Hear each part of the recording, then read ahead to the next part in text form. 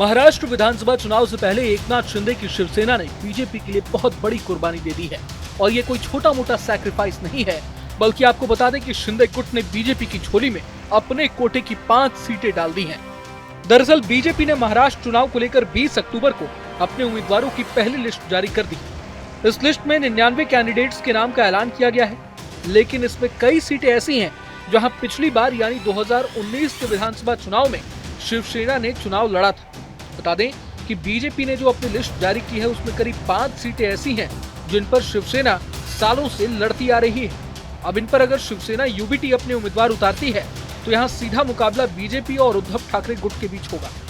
जिन 5 सीटों की हम बात कर रहे हैं उसमें धुले शहर, देवली, अचलपुर, नाला सोपारा और उरण सीट शामिल है। अगर सिलसिलेवार ढंग से इन 5 सीटों की बात करें तो धुले से 2019 में शिवसेना के हिलाल माली उम्मीदवार थे, जबकि इस बार इस सीट से बीजेपी ने अनूप अग्रवाल को उम्मीदवार बनाया है।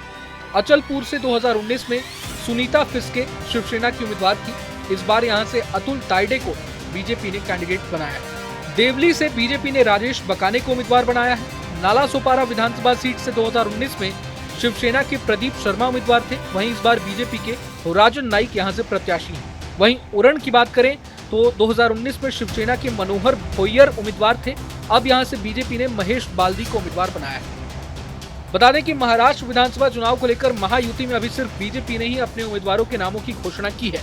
अभी एकनाथ शिंदे की शिवसेना और अजित पवार की एनसीपी के प्रत्याशियों की सूची का इंतजार जारी है।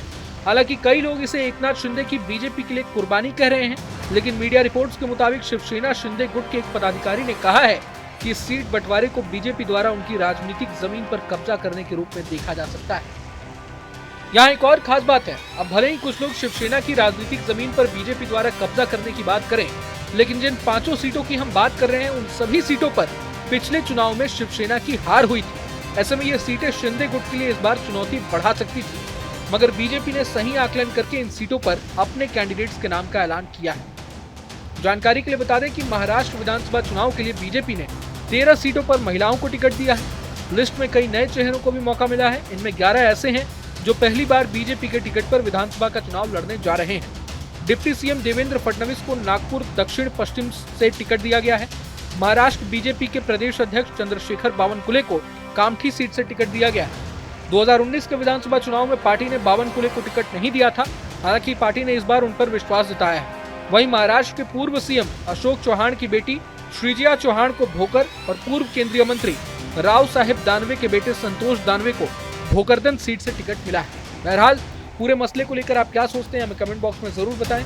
अगर आपको ये वीडियो पसंद आए तो लाइक करें और चैनल को सब्सक्राइब करें। वहीं तमाम बड़ी खबरों के लिए देखते रहें न्यूज नेशन।